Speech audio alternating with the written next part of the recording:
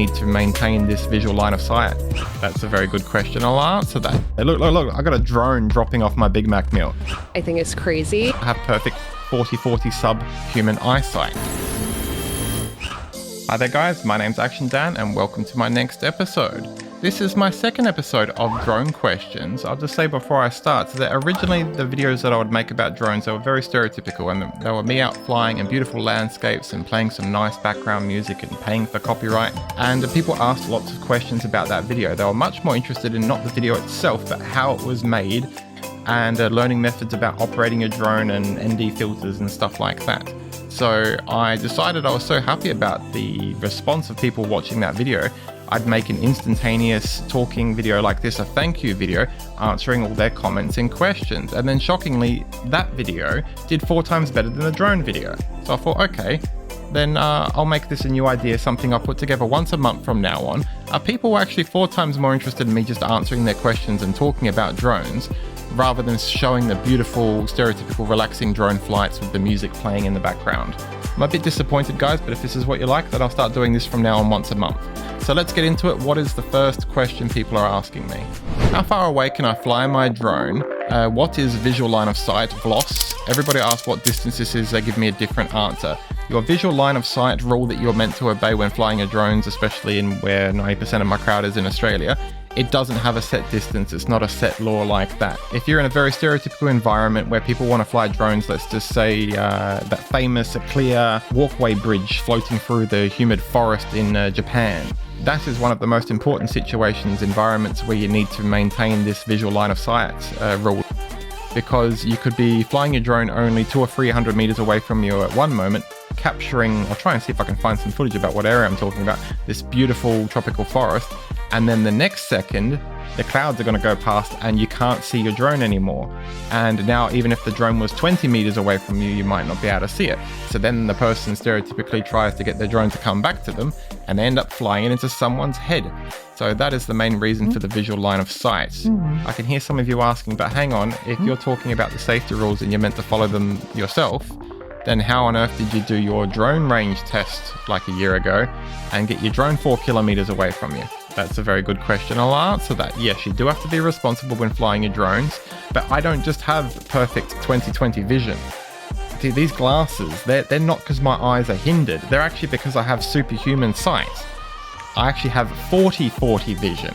And when I was flying that drone away from me in the range test and it got 4.1 kilometers away from me, and the other range test it got 3.5 kilometers, I was still flying responsible and I could still maintain visual line of sight with my drone because I have perfect 40/40 subhuman eyesight. So anyway, let's get on to the next question. Is the Mini One getting too old now? What is the best beginner drone? Well, instantly I'll say don't buy that Neo thing. The Neo thing, I think, is we're finding out why it was being sold at such a cheap recommended retail price. It's because the way you use that drone quickly dies off and becomes boring, because it just follows you from behind, in front of you, or doing slow 360s from different distances. But you can't actually have a controller to operate that cheap little drone and do regular stuff with it. So people quickly run out of types of footage to film, except for maybe hiking up a mountain and the drone's following you. Once you've captured that in 3 different ways, behind, in front, and the 360, you're like scratching your head. You're like, what do I do with this drone now? I can't really do much with it. So no, the Neo is a terrible beginner drone, even though it's super cheap and automated. It's only fun for a short period of time, and I think everyone's going to get real sick and bored with that drone, and that's why its price is so cheap. I was always recommending the DJI Mini 1 to everyone as a perfect beginner drone, because it was only like 40% the price of the latest mini drones that came out, and it still had about 70% of the capabilities all over for an average beginner in the way that they would use and operate that drone. I'll show you the next question and how that relates to why I no longer recommend the Mini One anymore. Hilariously, with someone asking me what's the perfect beginner drone these days, and I used to recommend the Mini One, I'm getting a question asked randomly by another woman in the background who just had to say that she's a woman and she's 70 years old. I don't know why she had to tell me that. She said, I've used this drone for ages, for a number of years, like 6 years.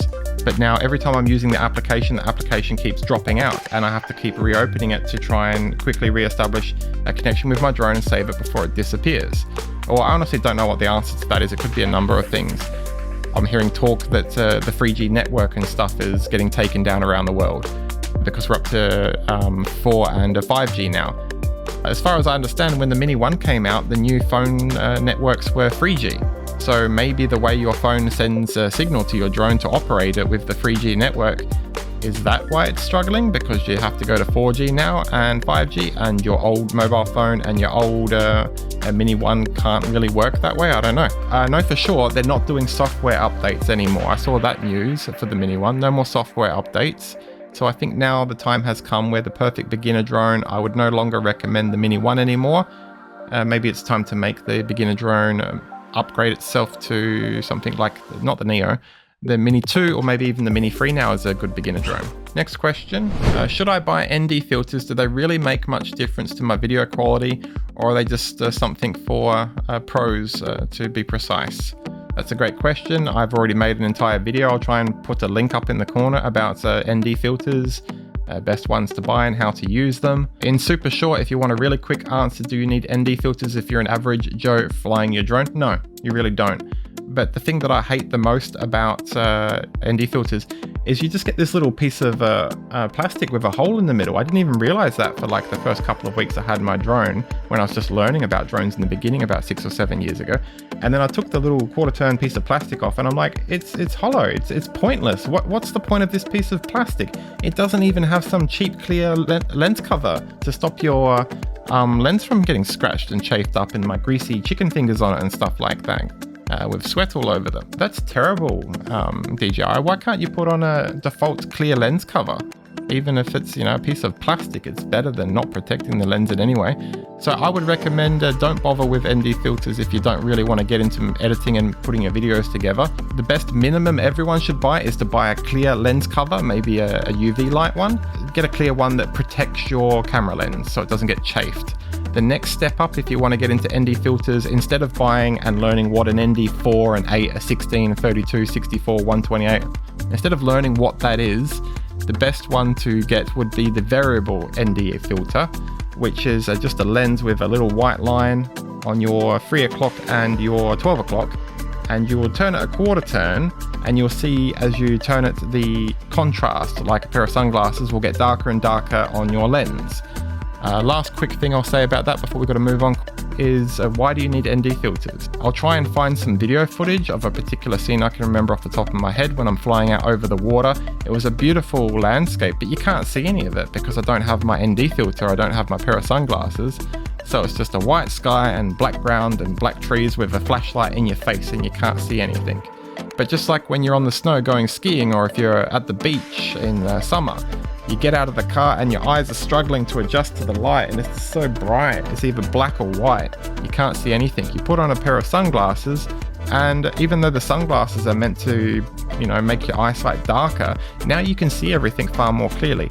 That's kind of how the exposure works, so like your human eyes do with the camera and the sensor and your drones and your cameras and stuff like that. It kind of works the same way. If it's really bright, you need to have like an ND8 or an ND16 filter, and that just enables your camera's eyes, like a pair of sunglasses, to open up for longer and to capture more variation and detail. I never film scenes with the drone anywhere near like that 1/3 area, 120 degrees in front of you. Always film away from the camera. Always film in that 2/3 of your 360 angle away from the sun, so that it's kind of like a flashlight on what you're trying to film. Next question. Wow, I can't believe I only answered like 4 questions and my time has already run out, because I promised myself I was only going to make these go for 10 minutes. So big thank you again to the guys that liked this previous video I did about drone information and news. I decided with this episode to make it a bit more variable for all sorts of different people out there. From now on, I'm going to include 2 interesting news stories about what's happening around the same time as I answer people's questions at the end. So let's go into the first news piece. I will admit this news piece is 4 months old, but I haven't watched regular digital television in like the last 14 years or so. All I do is download TV series and jump on YouTube on my computer. I haven't used a TV aerial to watch a digital channel in, 14 years or so. So anyway, let's watch this funny story that came out something like 3 months ago in Victoria. Now be able to get fast food to their door by drone. And as Isabel Quinlan explains, the service is set to take off all over town. Flying high from the store to your door.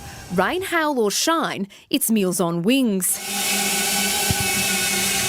In a Victorian first, customers in 26 suburbs across the city's east, including Ringwood, Croydon, Bayswater, Blackburn, Vermont and Doncaster, will now be able to order food, drinks and small household items up to 1 kilo in weight through the DoorDash app and have it delivered via drone. It's very, very handy for people who live in the area. What sets this service apart from the rest is that your order can be delivered to your door within a fraction of the time it usually takes.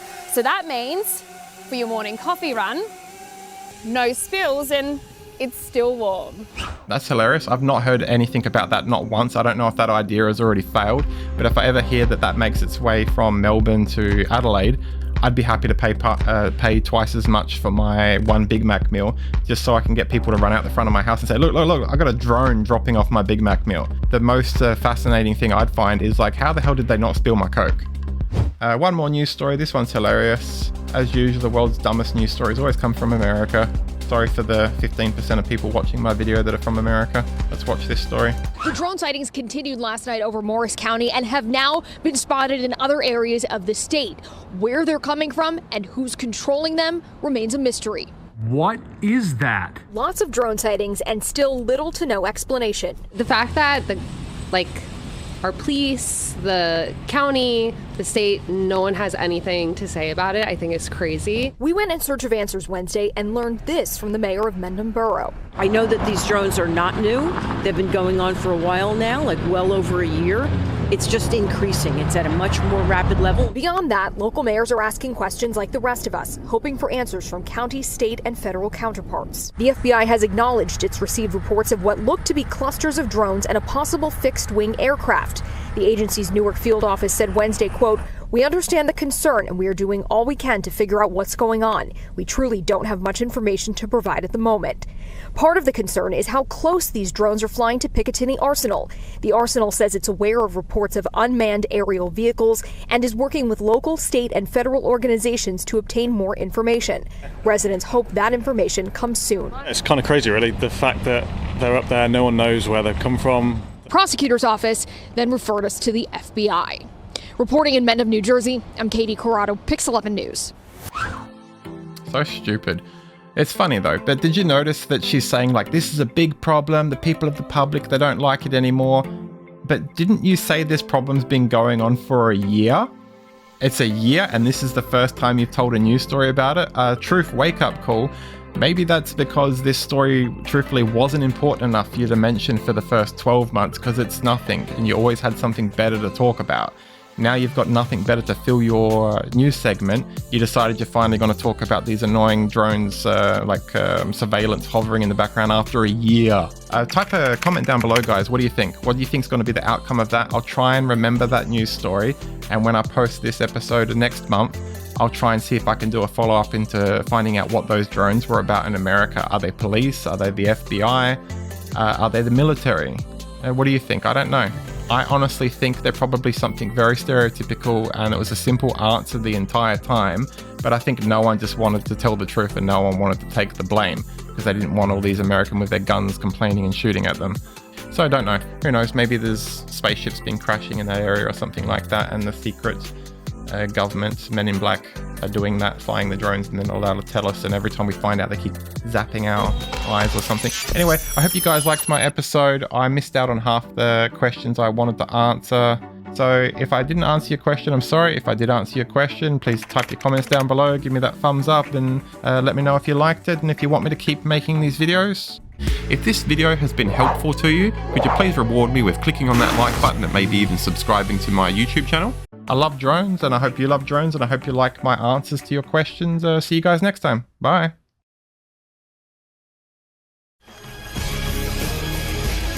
Actiondan, the greatest hero of them all.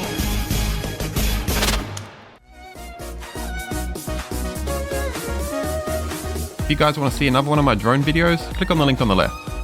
If you want to see something different, like one of my Aussie outdoor adventures, click on the link on the right.